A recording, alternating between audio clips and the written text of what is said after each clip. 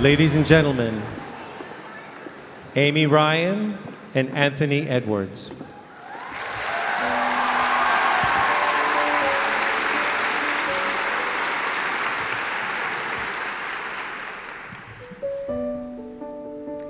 Now I think about silence differently.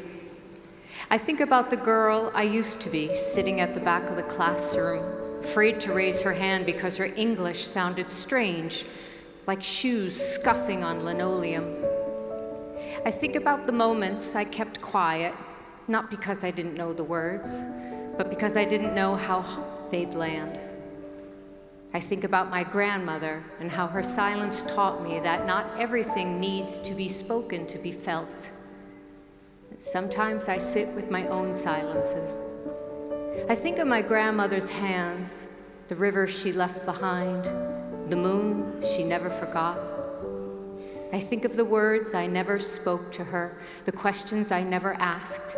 And I realize that silence isn't emptiness, it's memory, folded over itself, like the way she taught me to seal a dumpling so the filling wouldn't spill. And maybe that's what silence is, a way of holding what we can't bear to lose, a language all its own.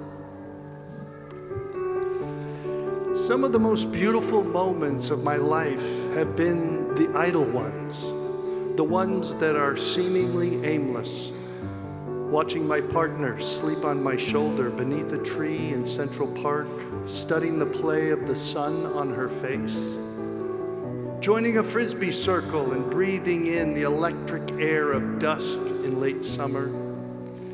Laughing as I took in a view of the Catskills in autumn. The trees turned to fire shapes as the leaves changed, me still breathless from the hike up.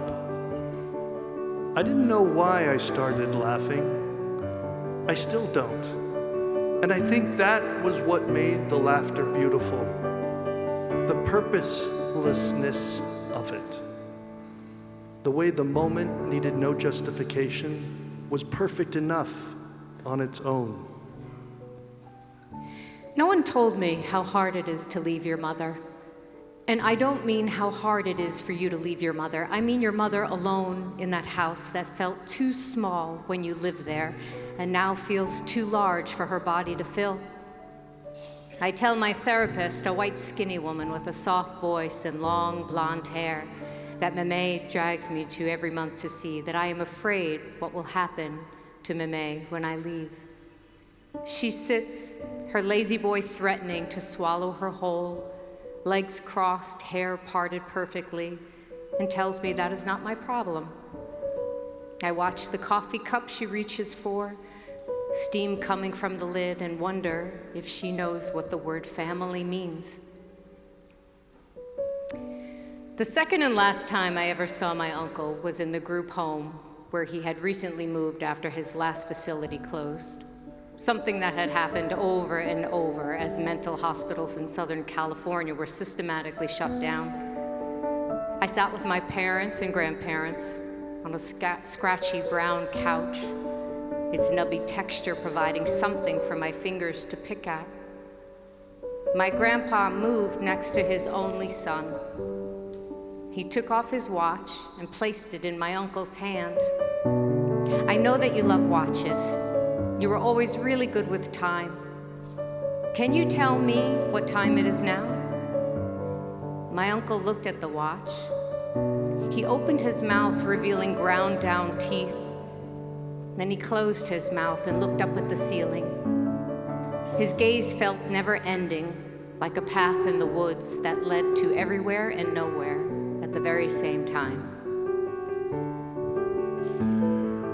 Writing is where the words go when the mouth is shuttered. It starts from silence, from the pain of being unheard, then builds to an impassioned cry. I love you, so here's a poem where I hold you. I hate you, so here's a poem where I leave you. I want better things for you, so here's a poem where I let you go. This urge to scream is what compels me to write again and again. When I feel too much for situations I cannot control, I turn to the written word for shelter. I use writing to envision a future where I can be in the company of joy.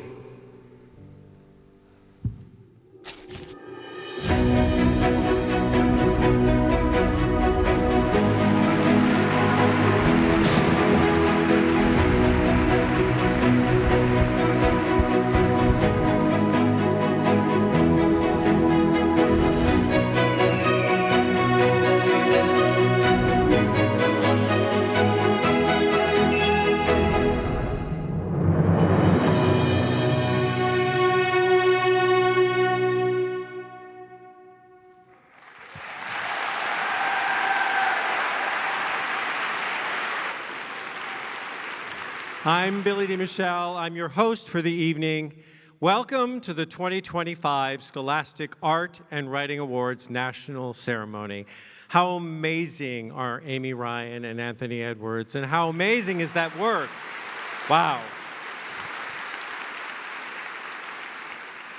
I know you saw it in your programs. Unfortunately, Emma Roberts was called away at the last moment, but we have some very, very special guests. And tonight, we will rock Carnegie Hall.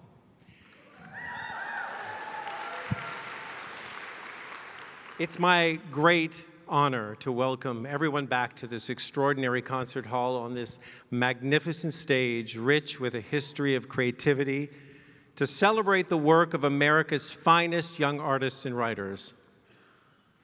When I came in this morning to prepare for the show, I did what I've done for 22 consecutive years. I stood alone on this stage, and as always, I was struck by the profound silence and the grandeur of this hall, which has stood here since my first visit in 1891.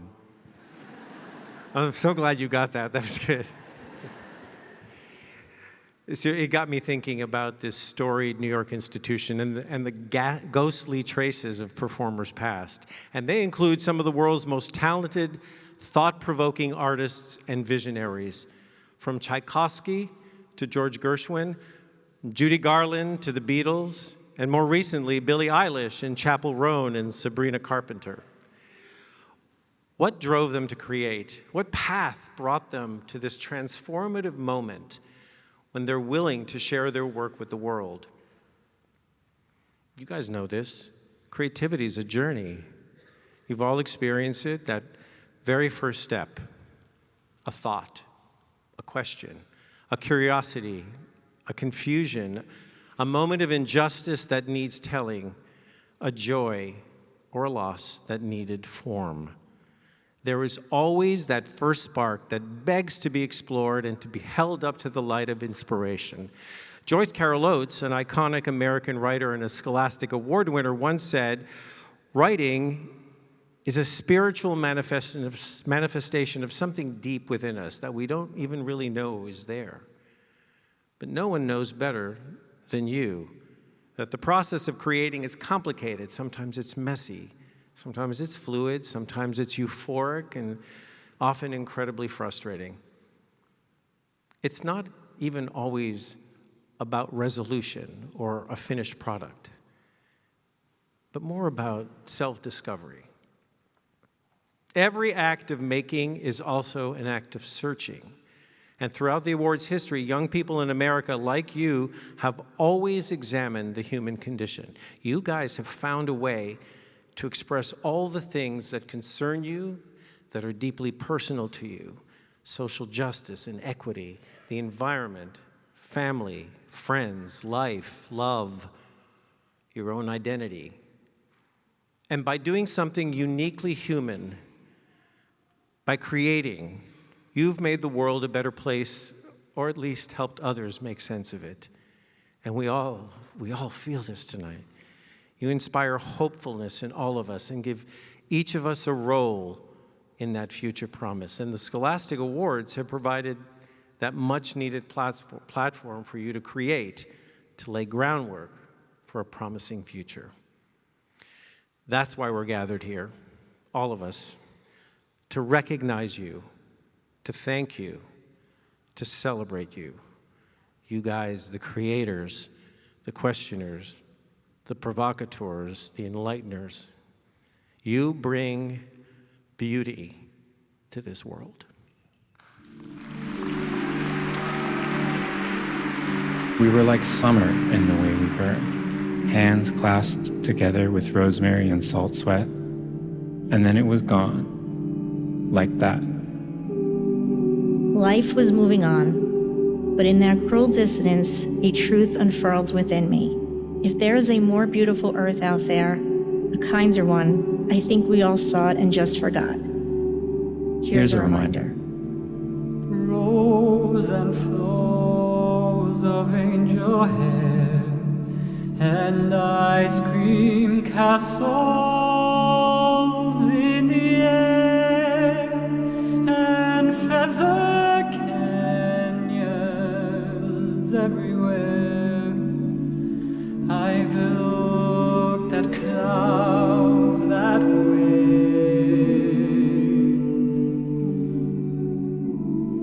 but now they only block the sun. They rain and snow on everyone.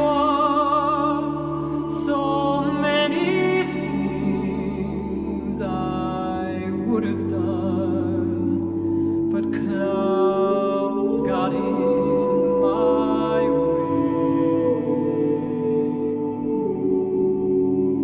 I've looked at clouds from both sides now, from up and down, and still somehow it's cloud illusions I recall. I really don't know clouds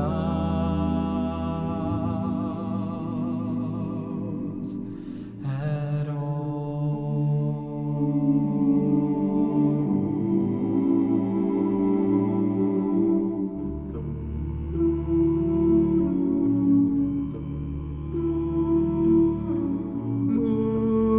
Moons and Junes and Ferris wheels, the dizzy dancing way that you feel as every fairy tale comes real. I've looked at love that way,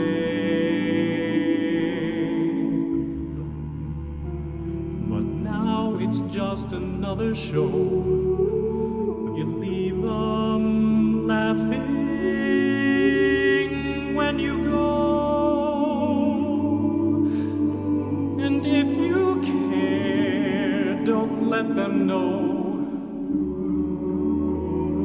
Don't give yourself away. I've looked at life from both sides now, from win and lose, and still somehow it's life's illusions I recall. I really don't know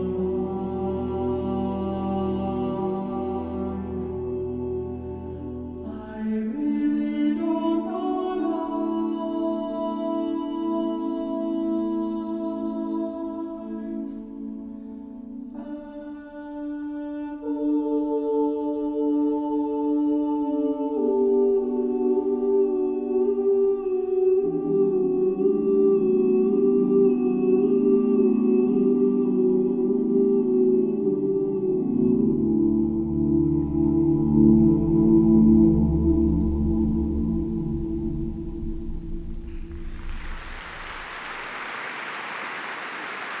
Ladies and gentlemen, the Scholastic Art and Writing Award winners of 2024 and 25.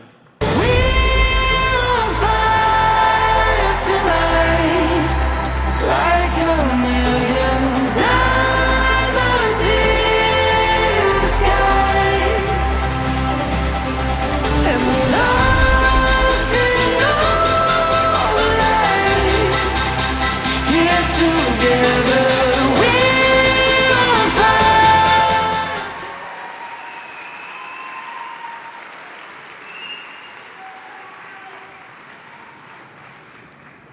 I love this moment. I love this moment. Every year, I love this moment. So many remarkable speakers have joined us over the years to sing your praises, and tonight is no exception. But before we meet our first speaker, let's take a look at some of the words of wisdom a few of our past illustrious guests have imparted. You're saying what we feel, but we don't know how to say. You relieve us and you revive us, and your work will amaze and titillate and console us. You're going to make us laugh and make us angry. You'll astonish and dismay us, but you are speaking for us. No matter what you end up doing, you've already accessed the creative part of your life and of yourself. You have all had the experience of making something where there once was nothing. Poetry can have a profound impact on an individual and also a community. Earlier this year, we all saw the entire country captivated by a poem from an incredible young lady who managed to meet the moment in the most powerful way during the presidential inauguration. Of course, I'm talking about Amanda Gorman, the National Poet Youth Laureate and a former two-time winner of the Scholastic Art and Writing Awards herself. She used her words to resonate with our nation and represent a young generation striving to make their voices heard. I know very well that life can be tricky and complicated, and there may be moments that seem impossible to navigate. But I encourage you to hold fast to your dreams. Try the very best you can to live them, because what is for sure is that you all have a great gift, and your gifts have great meaning for all of us. So nurture them, appreciate them every single day, honor them as we are doing here tonight. I just feel fortunate to be here, and actually, I think it would be more gratifying for me to applaud you, because you are our future leaders, you are our future innovators, and I'm just happy that I could be here to celebrate this incredible, momentous moment. Sometime in 11th or 12th grade, I sat down and in a few hours sort of gushed out this story, which a kind English teacher grabbed and submitted. And it was the beginning of my life. I understood that you could escape the specific gravity of whatever afflicts you with art, with words, with the power of words, with the idea that the difference between the sum of the parts and that whole might in fact be our wish for ourselves. It is such an honor for me to be here with you all, because what I realize is imagination is still alive and well in you. If you can imagine it, you can write it. If you can imagine it, you can draw it or sculpt it or make a poem about it. You guys can make magic.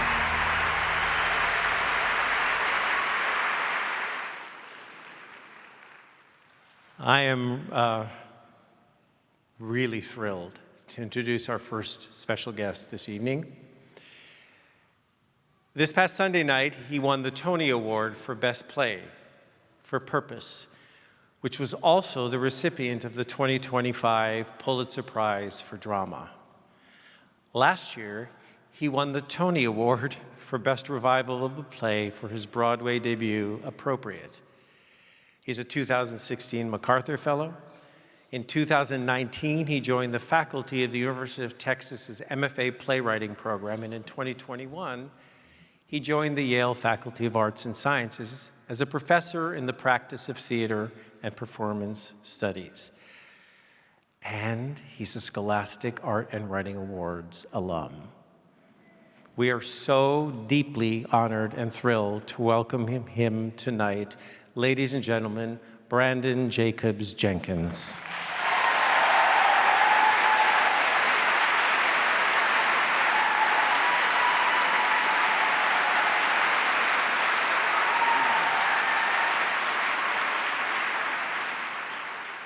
I was not told that Oprah had done this already.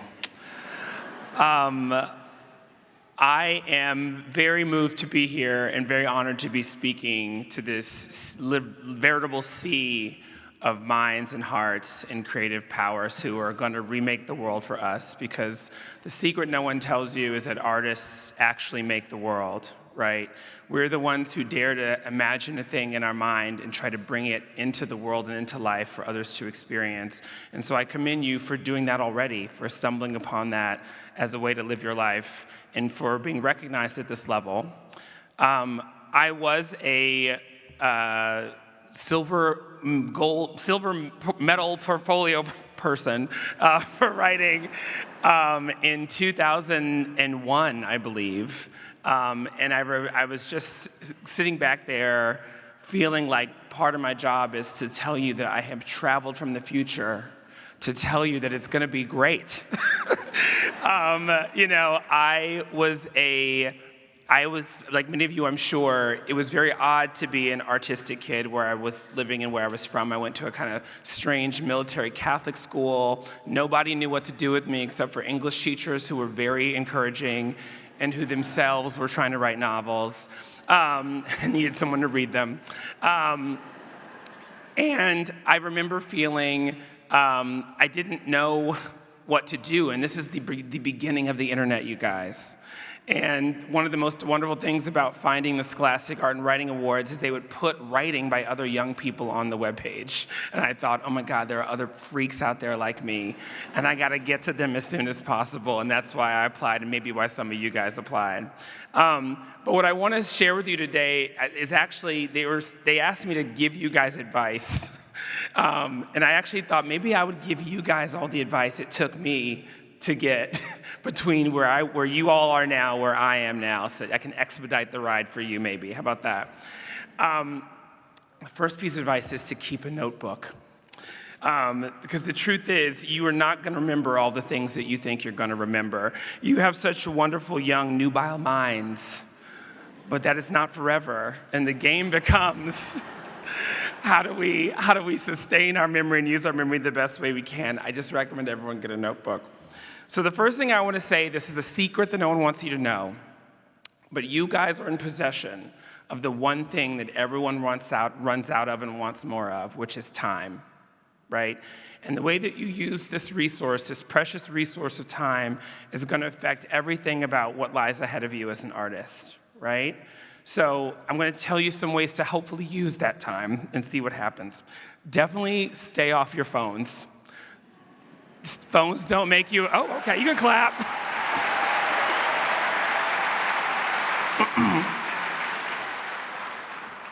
Sorry, Apple. But your attention and what you use with your attention is your most precious resource.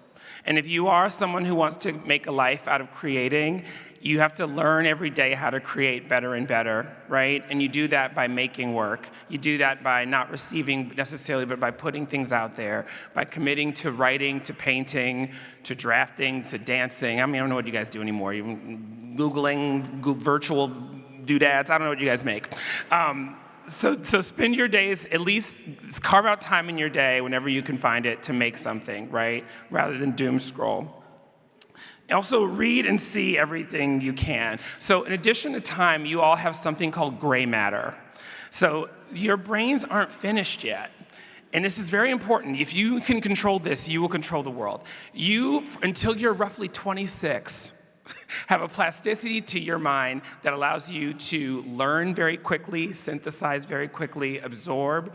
You will never learn faster than you are now. You will never understand faster than you do now, right? So the more that you see, the more that you watch, the more that you paint, the more that you see paintings, the faster you're going to get at what you want to be, right, which is an artist. I would also suggest you embrace confusion. So I've been teaching now for a very long time, and something people don't understand is that confusion is a part of learning anything. To learn means to go from not knowing to knowing, and that process involves a moment where you go, wait, I don't understand what's going on. And the difference between artists and those who don't quite figure it out is that that artists embrace confusion, right? It's okay to not know things, and it's okay to get comfortable in the space of not knowing, right? Clap for that too. But if you're ever going to learn anything, there's going to be a period where it's going to be scary and it's going to feel difficult, and you have to trust yourself that you're going to get through that thing because you have gray matter. Your brain wants you to learn everything it can, right? So just trust yourself and don't be discouraged by the feeling of being confused, right? It's just a temporary phase on your way to knowing something. Definitely stay curious, right? I've noticed a lot of young artists get obsessed with like having a brand or like a voice when they're like 17, and that is just the worst thing that could happen to you because you're only going to be 17 for 1 year of your life, and nobody wants a 45-year-old with the voice of a 17-year-old. That is an upsetting idea. The secret to life is to stay curious, to stay noticing, stay open to how you are going to change and how the world is going to change. Change is the only constant to life, right? And if you embrace that, the work you make will sustain you for the rest of your life. It's about the marathon, not the mile. So the other thing I'll say is if you read something that you love or you encounter something you love, this is your chance to try to reach out, slide into DMs, write emails to heroes of yours, right? The worst thing that can happen is they say no, right? But what's interesting is that you're all young and sweet and harmless, and everyone remembers being a young, sweet, harmless artist, and they're gonna be more generous to you than to me, right? All of arts are an apprenticeship career, a calling. That's what they've always been, right? It's always been about learning the craft from someone above you, mentorship. Reach out to the people who inspire you, and you'd be surprised to reach back. And I'm going to share. I did that many times in my life. I'm going to share 3 things I received in the doing of that. One was from a writer named Jess Rowe, who I really loved. I wrote to him in college, and he said to me, "My advice to you is learn as many languages as you can." Okay. Made a huge difference. For some reason, the States is the only country in the world where it is weird to speak more than one language, right? But if you can invest in another language, it unlocks a completely different world to you, right? A completely different way of thinking, it expands your mind. Do whatever you can to get fluent in a language by the time that gray matter dries up, and I promise it's gonna work out. The other thing I was told was leave the room when you're not learning something new, right? Your goal in life is to learn everything you can. Don't stay in a place too long if you feel like you're not learning something new because you're cheating yourself out of using all that luscious gray matter to learn as much as you can, right? So if you're in a room and you're bored and you think you're not learning something new, that might be the opportunity that you need to take to go to a new room. And the last piece of advice is from a writer named George Saunders, who I've always idolized. I wrote an email to George Saunders when I was basically your age, and he wrote me, and I asked him, how do you be a good writer? And he gave me this advice, which is the key to life. He said, I wouldn't worry about being a writer. Worry about being a good person, and the writing takes care of itself, right? And I think that applies to artists. Clap for George Saunders. At the end of the day, what all of you have in common is you're interested in communicating with other strangers, right? The work that you're making is not just for yourself or for your family, but for your friends, but hopefully for the person who comes along in the world and encounters it and needs what you have to say, right? And if you focus on how to imagine your way into a perfect stranger's life, if you exercise empathy, it's just gonna make you a better communicator and a better artist de facto, right? So if you take anything away from this, I want you all to celebrate yourselves. It is a tremendous honor to be here for yourselves, a tremendous honor for me to speak to you, but the secret is always gonna be being a better person, right? And the art will take care of itself. It really will. And I'm gonna stop talking now because my throat's, as you can hear, I'm like struggling. But congratulations to you all. Take over the world. That alarm must be for me. Have a good one, thank you.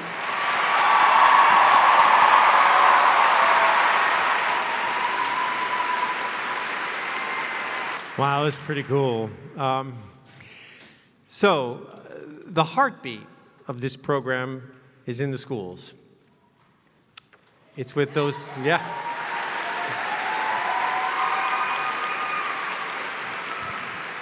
It's with those teachers who see great things in their students and teach them how to draw and write and express themselves so they can communicate their visions.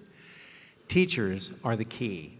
The power that drives young people forward, the gatekeepers, the encouragers, the providers of learning and hope. And through the framework of the Scholastic Art and Writing Awards, Each teacher helps their students to do significant work, to enter the awards, and to be recognized. Many of your teachers are here tonight, so as we celebrate you, the students, and all of your accomplishments, we also celebrate you for the guidance and encouragement you provide and for helping your students understand the value of their work. Please take a much-deserved bow. Teachers.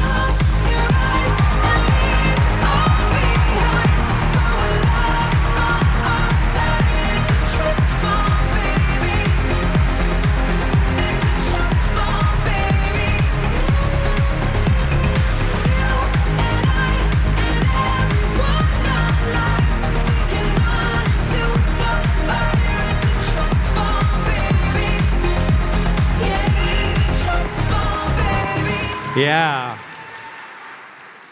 You guys are the best. My mom was a teacher. I mean, life is because of teachers. But anyway, every medalist here, all of you, and I've come into the house. It's fun. Hi, guys. Every medalist here tonight has a story to tell on their path to winning a gold key. And who better to tell that story than the creators themselves, right? So I'll start with you. You, yes, yeah, come on, stand up.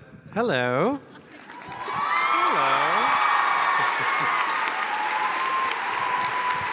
Hello. Hello. All right, tell me your name. My name's Obenawa from Palma. What a beautiful name. Where are you from? I'm from New Jersey. You know, all the New Yorkers, wait. You know, all of us New Yorkers, whenever we hear Jersey, it's like, in New York, we're from Jersey. But you're from Jersey. So what medal did you win? Art portfolio. Art portfolio. What kind of medium? I do a lot of charcoal portraiture. Beautiful. Are you nervous that I'm putting you on the spot? Yeah. I don't know, you seem pretty calm. Do you remember the moment in your life when you first thought, I need to do this. I need to paint. I need to draw. Okay, we're gonna try this again. Okay, so I think it was 4th grade. I had a really amazing art teacher, and I used to take notes in her class, which is weird because no one takes notes in an art class. But it was, it was really just like a huge passion that I couldn't get out, and I just knew that I loved everything about art, and I just needed to do it. And shout out to teachers again, because none of this is possible without teachers. I agree. Congratulations. All right, who's my next victim? You. Stand up, turn around, look at oh, he's tall too. Wait, I gotta come around. Tell me your name. Connor Alfonso. Oh, okay. Where are you from? Miami, Florida. Miami, Florida. And what did you win your medal for? Humor. Tell me a joke. What's a writer's favorite breakfast? What? Synonym buns.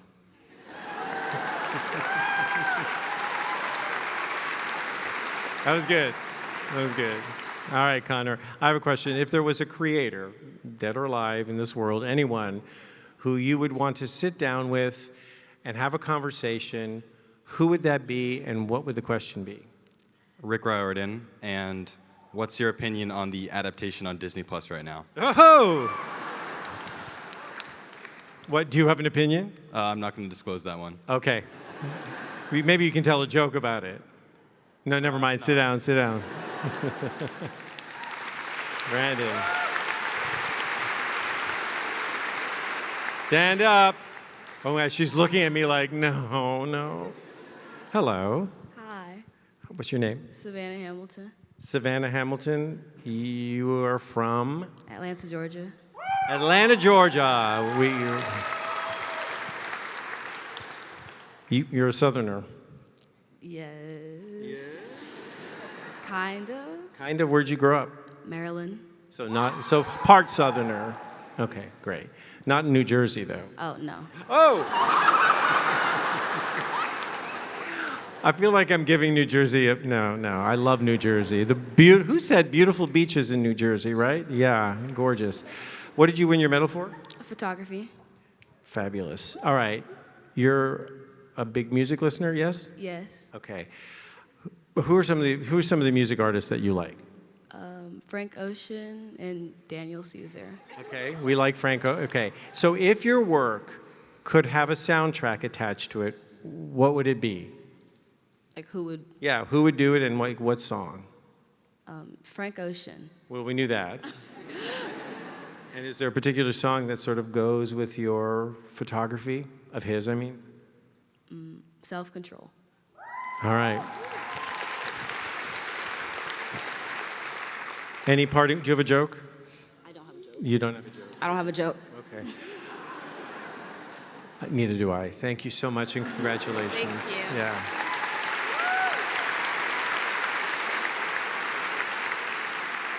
I mean, you guys are amazing. I would like to sit here and talk with you for the rest of the night, but we love you and congratulations. So, please, up next, please welcome the chair of the Alliance for Young Artists and Writers, Olivia Morgan.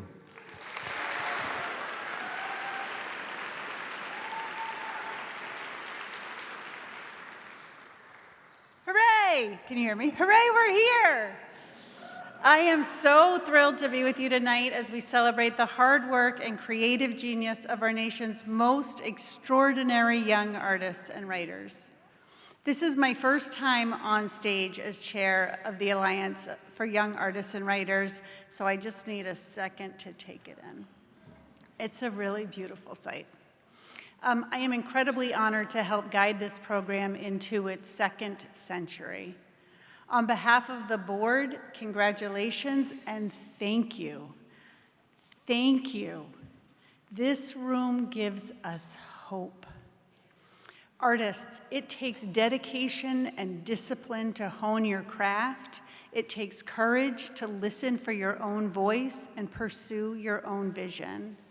We are in an era of upheaval, of enormous changes coming at unprecedented speed. Change can be an opportunity, a force for good, but that doesn't happen by default. You can make it happen. With your courage and your vision and your creativity, you can harness the information and technology and this flattening of communications. We, our country, all of us, we need you to keep doing the work that got you to this room. You are our future. You did not get here alone. I came to the Alliance for Young Artists and Writers as a co-founder of the National Student Poets Program, now in its 14th year with 65 alumni. The seed for that program was planted by my 12th grade creative writing teacher, the poet Bruce Smith. Teachers open our eyes to the breadth of the world and inspire us to explore it, to know it, and to add to it. Thank you, teachers.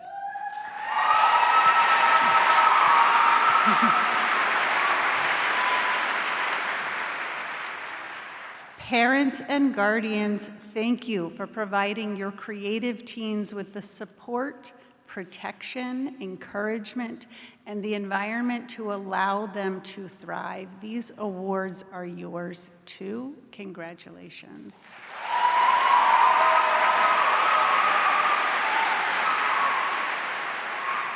Sponsors, you make it all possible. First, our presenting sponsor, Scholastic, Inc.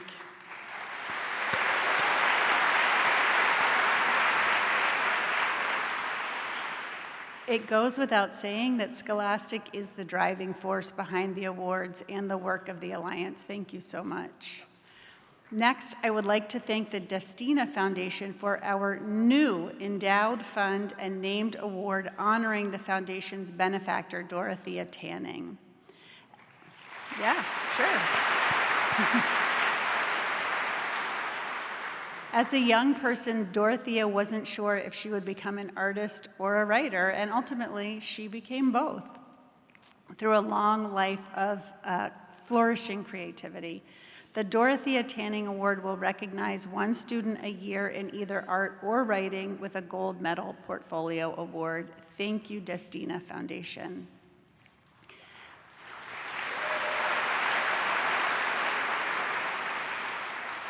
The Alliance and the Scholastic Awards rely on the tremendous support of many individuals, corporations, and foundations. I'd like to take a moment to recognize several of our most generous sponsors: the New York Life Foundation, Quad, Command, Blick Art Materials, the Maurice R. Robinson Fund, Dave and Sayuri Pilkey, the Herb Block Foundation, New York City Department of Cultural Affairs, Bloomberg Philanthropies, the New York Times, the National Endowment for the Arts, and for our Young National Student Poets program, the Institute of Museum and Library Services.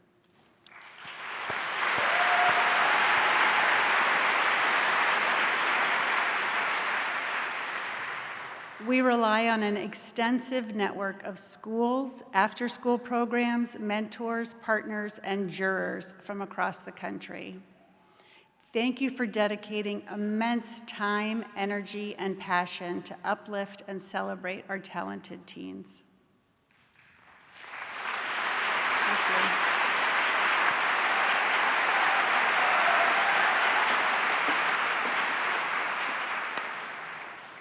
All right, this is my favorite part. So every year, the Alliance for Young Artists and Writers partners with dedicated individuals, foundations, and corporations to offer unique creative challenges, as well as additional recognition and scholarship opportunities to students. And tonight, we'd like to introduce those medalists whose exemplary work is featured in this next video.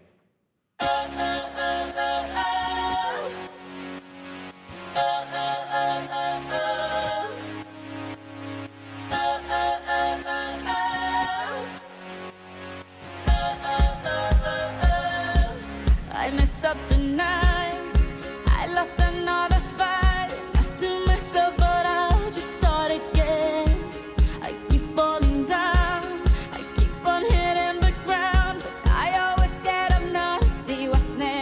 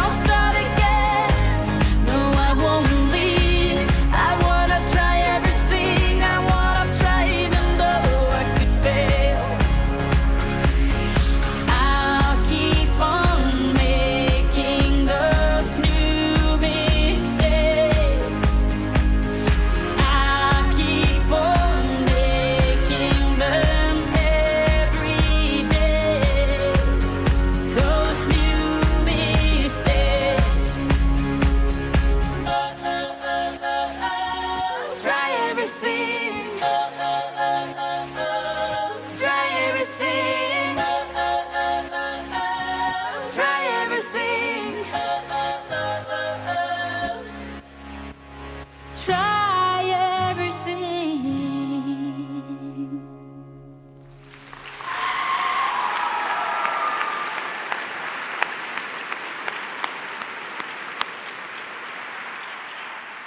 I mean, this work is magnificent. You guys are amazing. Amazing. All right, are we having some fun? Yeah? All right, good. The American Voices and Visions Award. This is the highest regional honor. It's generously supported by best-selling author Dave Pilkey and his wife, Sayuri Pilkey. This award recognized more than 120 works representing each region of the Scholastic Awards. I would like very much for the American Voice and Vision Award medalists from 24 and 25 to please stand and take a well-deserved bow.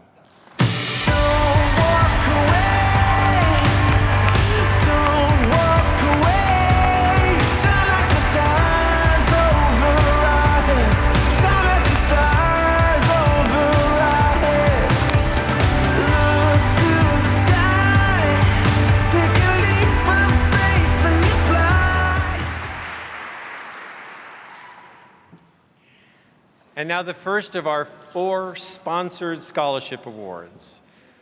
The Flaunt It Award was developed in collaboration with Don't Hide It, Flaunt It, and is supported by Don't Hide It, Flaunt It, the RBC Foundation USA, Morgan Stanley, and HP. The award recognizes teens who look or feel different from their peers and who reflect and share their personal story about what makes them unique.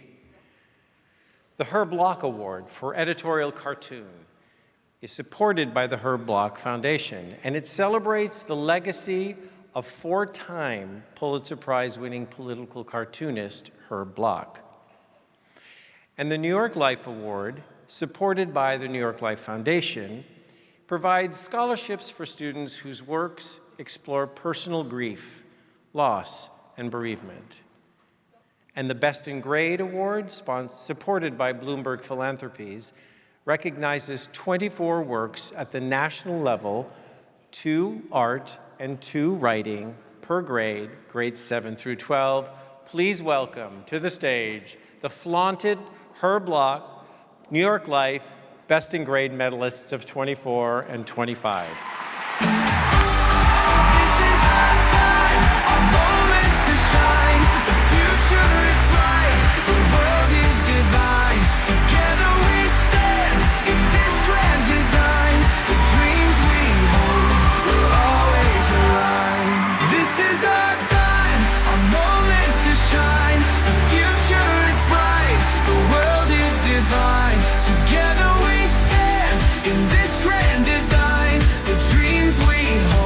And here are the Best in Grade.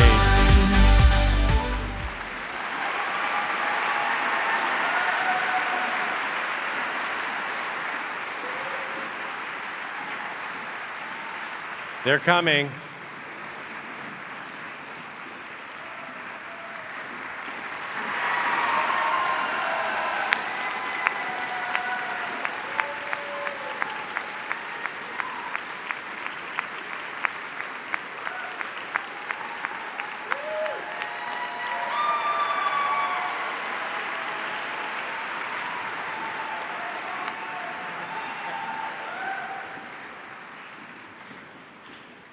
Is that fun? Yeah. Over the past, I think 13 years, under the stewardship of the Alliance for Young Artists and Writers and the Institute for Museum and Library Services, the National Student Poets Program has provided an unparalleled platform for teen literary leaders, guiding them on a path toward using their voice to create and sustain meaningful change. These National Student Poets spend a year in service as National Poetry Ambassadors, honing their voices and forging connections across cultures and generations. It is the nation's highest honor for youth poets, and the only way to be considered for this prestigious appointment is by first receiving a gold key in poetry from the Scholastic Art and Writing Awards. And so now it gives me great pleasure to welcome the 2024 class of National Student Poets. Let's go higher, higher than we've ever gone before. Let's get higher, higher. What are you waiting for? There's no way they can stop us now. We've already left the ground. Let your wings soar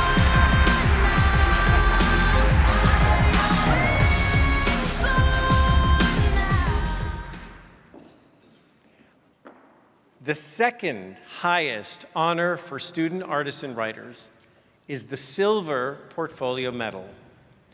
And it's you okay down there? The Silver Medal Portfolio Award is granted to 24. Hello. Here they are.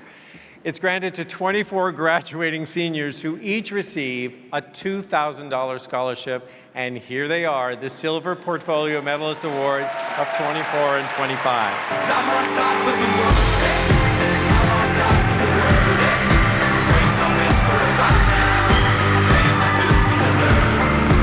I've been waiting to smile, to hold it in for a while, take me with me if I can, been dreaming of this since a child.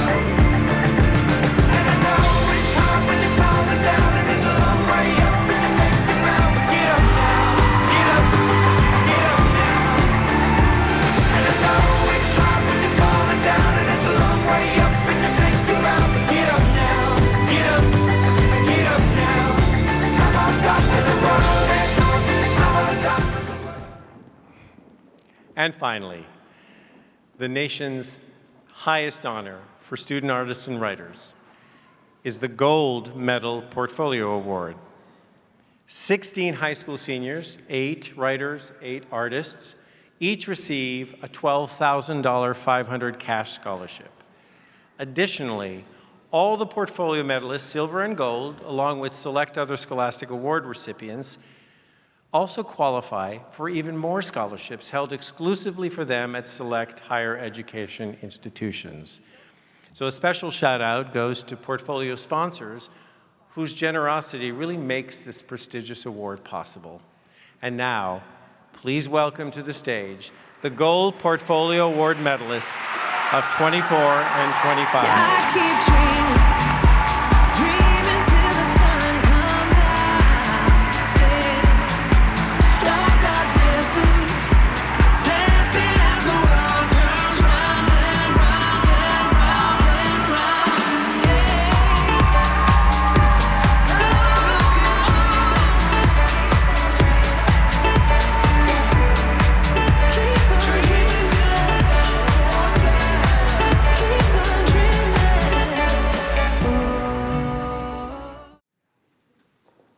Highest honor in America. I'm going to ask you guys just a few questions. I'm going to go to you first.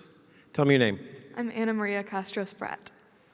That's a name. I love it. It's a long one. Can you say it again? Anna Maria Castro Spratt. Lovely. Where are you from? I'm from Greenville, South Carolina. Oh, I love Charlotte. No, Charleston. That's the one I like. Charlotte's in North Carolina. Yep. Yeah. Okay.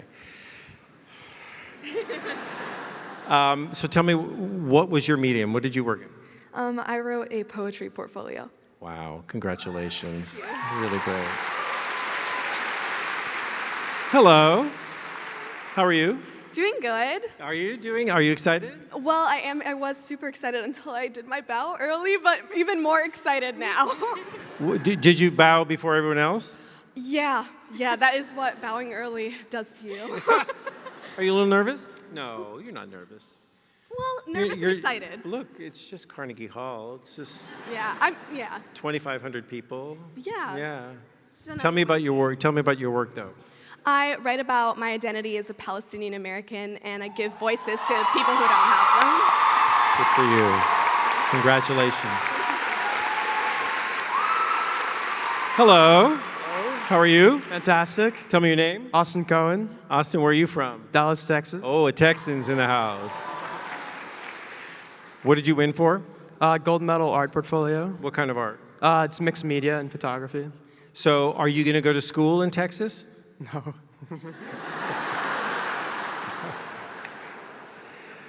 Tell me you're going to Jersey? No. No? Where are you going to school? Going to NYU. Oh, my alma mater. Congratulations. Are you excited? I am very excited. What are you going to do with the cash? I haven't decided. Look, he looked at me like, don't ask me what I'm going to do with the cash. Congrats. Hello. What's your name? Diego. Diego, how are you? I'm good. Oh, is that your family? I guess so. Yeah. Are you Diego's family? All right. So you won a gold portfolio for? Painting. Painting. Is this something you want to do? Yeah. Moving forward? Yeah. You want to be a painter? Yeah. Okay. Where do you want to live? Probably New York. You want to come to New York? Where do you live now? Queens. You're in Queens? You know that is in New York. Yeah. Yeah. Okay. Just wanted to make sure. Yeah. Okay. Ladies and gentlemen, one more time, the Portfolio Gold Medalist of 2025.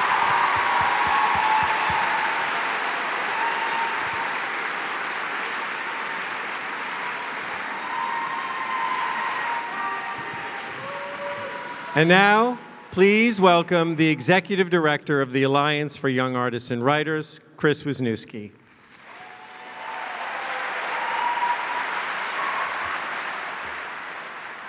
Thank you, Billy. And before I get to it, I also just want to say that I would not be standing up here without my co-conspirators in this work. And so I want to give a special shout out to our regional affiliate partners who run all of these local programs all over the country. We could not do this without you.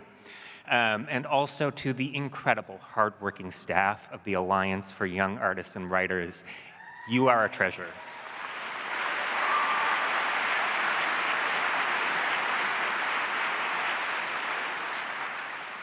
So I remember first encountering The Time Traveler's Wife and thinking, I hope I get to meet this author one day. This was Audrey Niffenegger's debut novel and an instant bestseller, which has since been adapted into both a film and a series. But what makes her so remarkable is the breadth and scope of her work. Since she received her Scholastic Award in 1981, she has gone on to an extraordinary career as a visual artist, writer, and educator, truly embodying the spirit of the Scholastic Awards. She's a brilliant artist with degrees from the School of the Art Institute of Chicago and Northwestern University. Yeah. She has created some of the most stunning visual books where text plays a minor role and character stories are revealed primarily in images. These characters, like you all, are brave, daring, and independent. She was, until 2015, a professor of fiction writing at Columbia College, the award's regional affiliate in Chicago, where she also taught printmaking. Yeah. And recently, she founded the Artist Book House, a literary and book art center in Chicago. Today, we get to meet this illustrious creator, who also is the recipient of our 2025 Alumni Achievement Award. Please give a warm welcome to Audrey Niffenegger.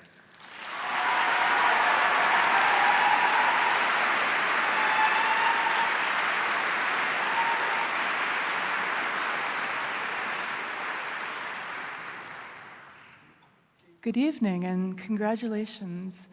It's wonderful to be here with all of you artists and writers and your families to celebrate your talent and your art. I'm so pleased for you. This is a wonderful accomplishment.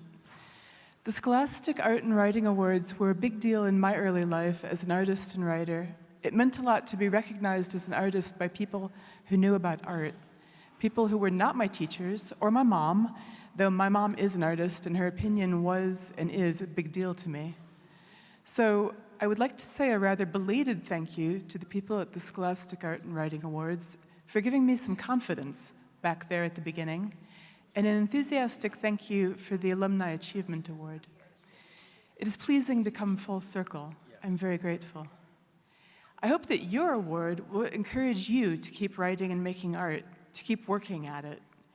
An artist's life is a lot of work. The reward for solving a problem is another problem, our Buckminster Fuller is said to have said. The best writers and artists are the ones who love difficulty, the ones who give themselves the problems no one else has invented yet. I would like to talk a bit about success and boredom. But first, a little autobiography. I grew up in Evanston, a suburb of Chicago. I studied at the School of the Art Institute of Chicago, where I started making elaborate graphic novels using aquatints and handset type. I learned to bind books and later to make paper. I also took all the writing and literature classes that I could, as well as performance art and logic, because you never know what might come in handy.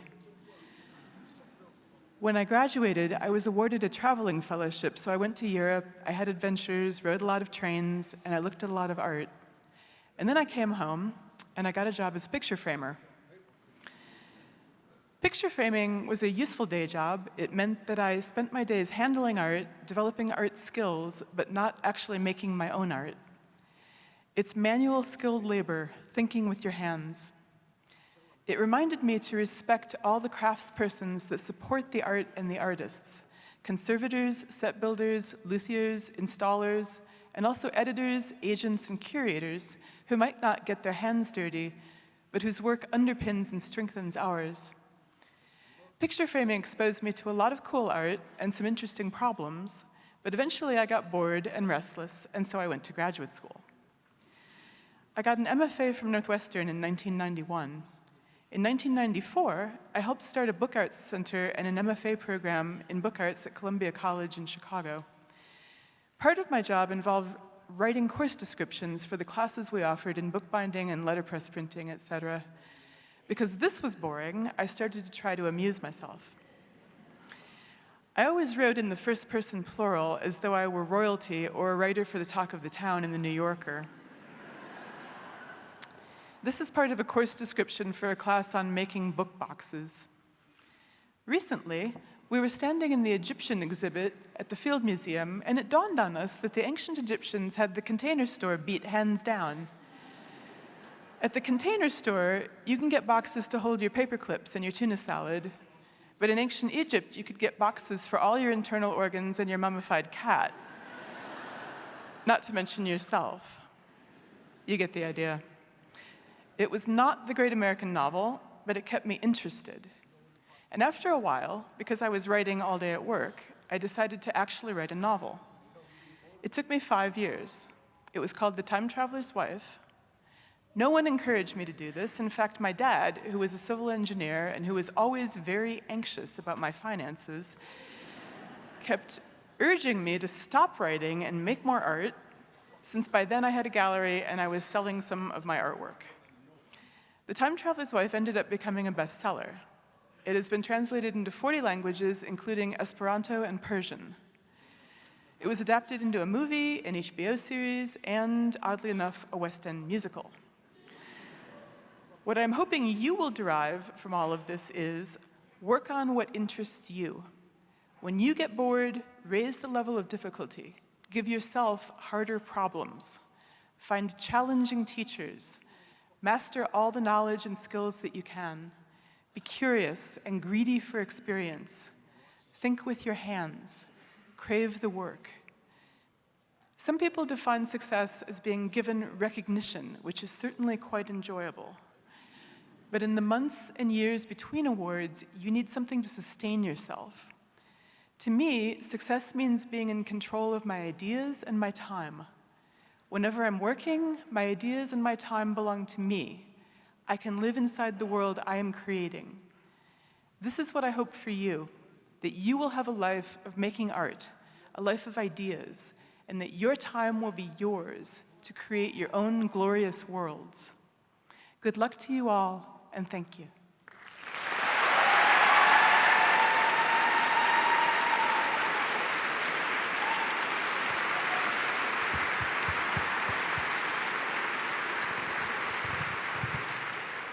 And now for our final speaker tonight.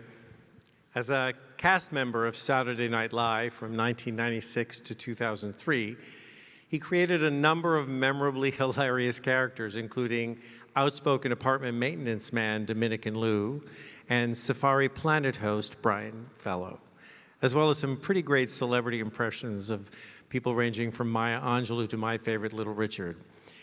He went on to star in his own series, The Tracy Morgan Show, and the Tina Fey Alec Baldwin series, 30 Rock. Please welcome who I think is one of the funniest stand-up comedians on the planet, Tracy Morgan.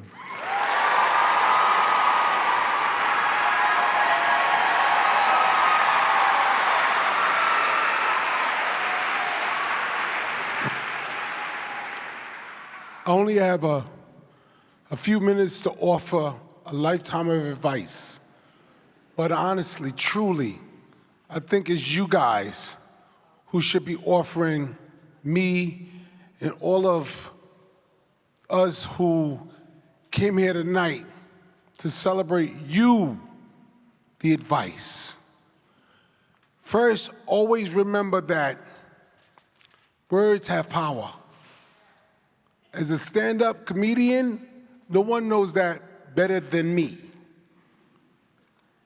They can communicate the things we thought we'd never be able to say to anyone and take fear and stigma out of the labels that we assign to ourselves and others, and to others.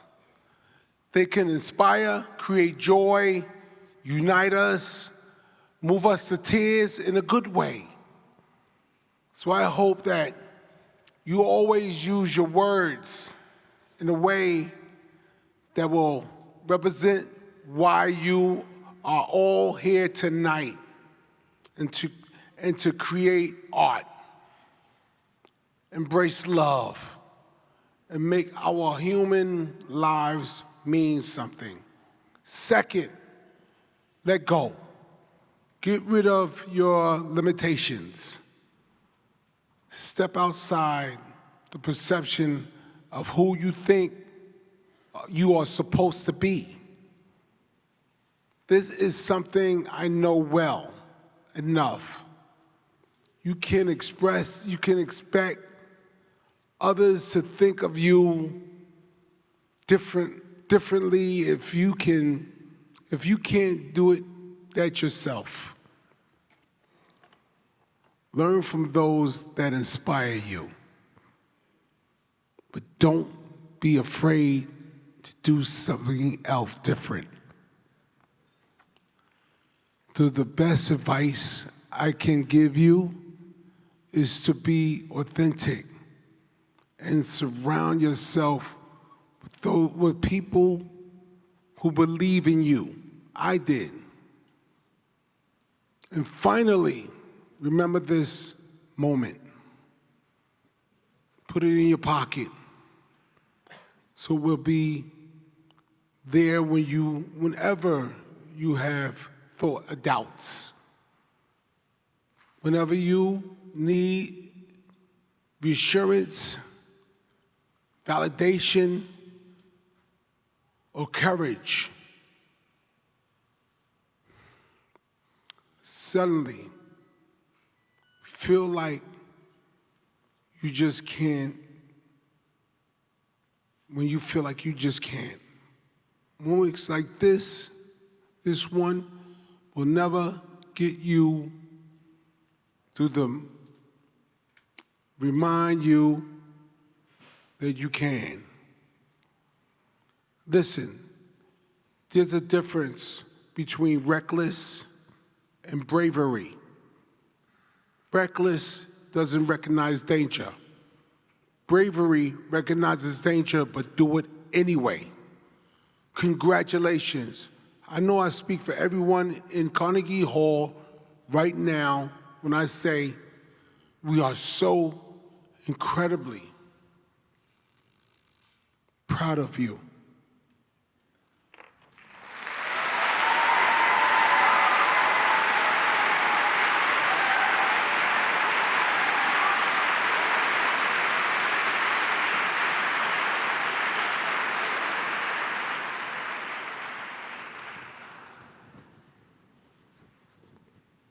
Do I leave now? I'm gone. I love you guys. Be well.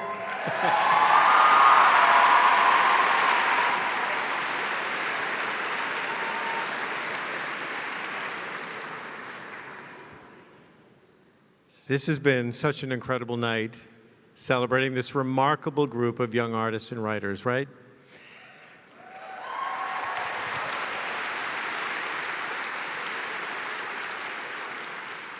As we close tonight's ceremony, I want to leave you with this. You guys have worked really hard to get here. Your creative journey has led you to Carnegie Hall, like so many other visionaries before you. So savor, as Tracy said, savor this moment. A dear friend of mine once said, I want you to tattoo it on your hearts.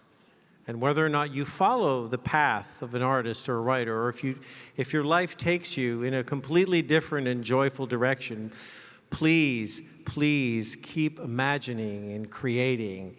Keep being brave. Brave enough to share your voice with the whole world. And whenever you have doubts, whenever you need reassurance or validation or courage, I hope moments like this one will help get you through. We're all here tonight, all of us, I promise. We're here to take inspiration from you, to take courage from your achievements, to draw near to you and feel your hope and feel your bliss. I look at all your faces and I see so much promise, so many possibilities. I see a brave new world in your words and in your images, and I know for certain that tonight is just an early chapter in your amazing stories. This day is so special to me because we all get to gather around and celebrate youth from all over the country in my city. It's New York or nowhere. Today this could be the greatest day of our lives. It's really good to see recognition and for other people to tell me what I'm doing is worthwhile and what I'm doing is interesting, which is so exciting. Stay close to me. Seeing my art going to New York, it's beyond what I thought was magical. Watch the world come alive. I'm just really proud of myself and very grateful for this opportunity. Shine the light on our greatest days. Light up, shine the light on our greatest days. Light up. Ironically, my story about the dangers of seeking external validation received external validation. I'm so grateful that I have this platform to speak with and inspire others through my art.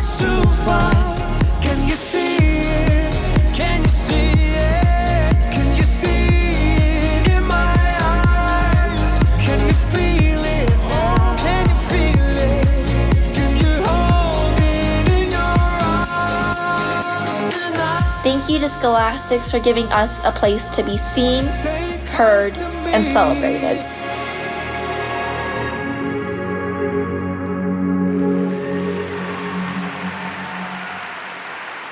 Ladies and gentlemen, here they are once again, the Scholastic Art and Writing Award recipients of 2024 and 25.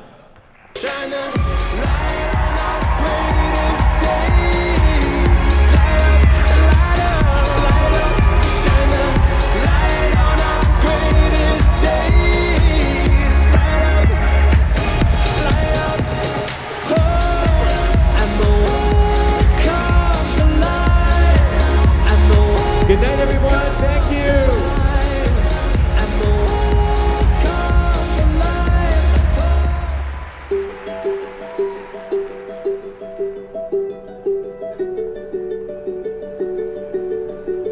They say the holy water's watered down, and this town's lost its faith. Our colors will fade eventually, so if our time is running out, day after day, we'll make the mundane our masterpiece. Oh my love. I take one look at you, you're taking me out of the ordinary. I want you laying me down to the dead and buried. On the edge of your knife, staying drunk on your ride. The angels up in the clouds are jealous knowing we found something so wild with the ordinary. You got me kissing the ground of your sanctuary. Shadow me with your touch. Oh Lord, return me to dust. The angels up in the clouds are jealous knowing we found hopeless hallelujah on this side of heaven's gate.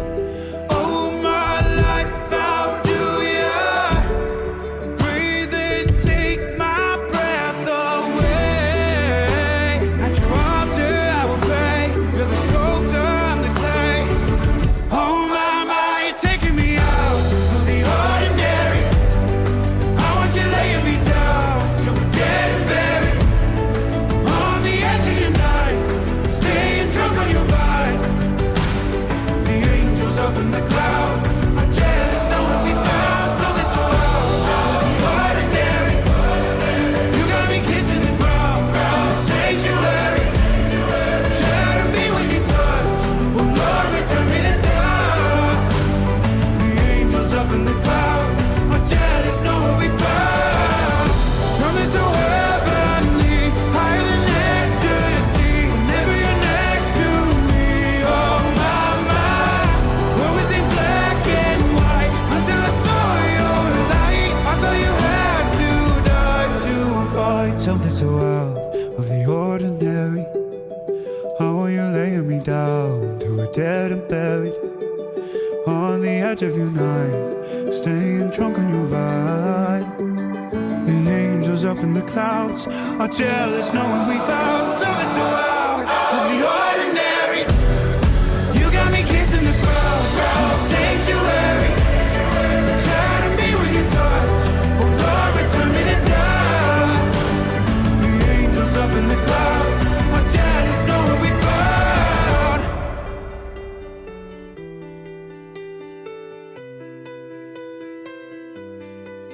Every step we take, a story unfolds. The strength inside us, brave and bold. Through all the trials, we've reached the goal. Our dreams are the treasures we proudly hold. This is our time, our moment to shine. The future is bright, the world is divine. Together we stand in this grand design. The dreams we hold will always align.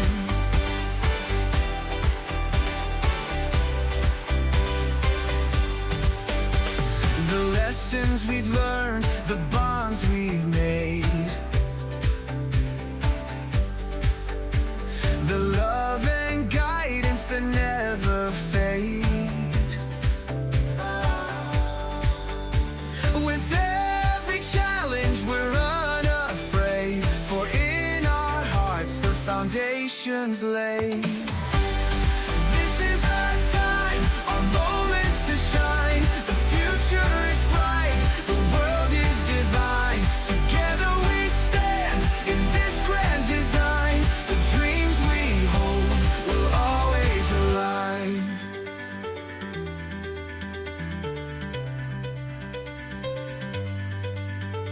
Through every storm, through every fight, we found our way, we've seen the light. Now we are ready to take new flight, with hearts on fire, burning bright. This is our time, our moment to shine. The future is bright, the world is divine.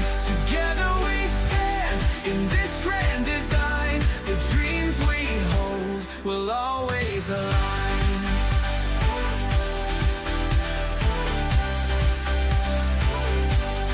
Through every storm, through every fight, we found our way, we've seen the light. Now we are ready to take new flight, with hearts on fire, burning burning bright. This is the start, the beginning we see.